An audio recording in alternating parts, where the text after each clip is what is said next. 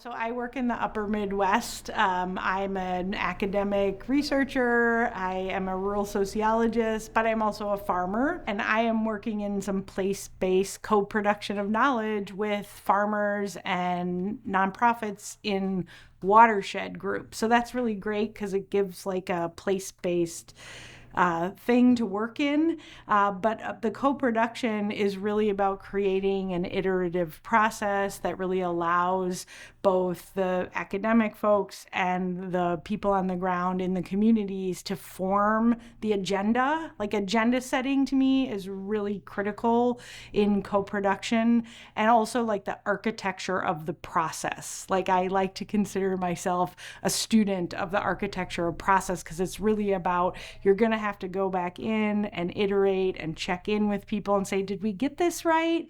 Did we hear this? Do we still think that this is what we said, even though it's 6 months ago past? Things change.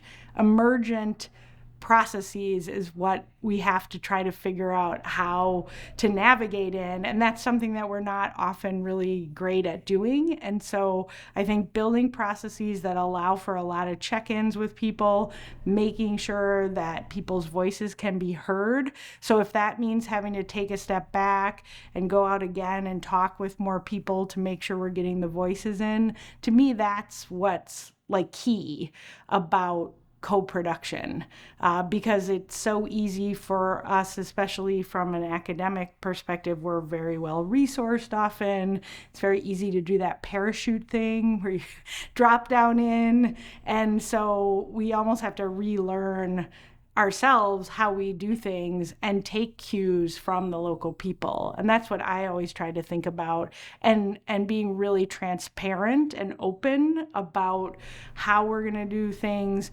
What are the questions we want to ask each other together?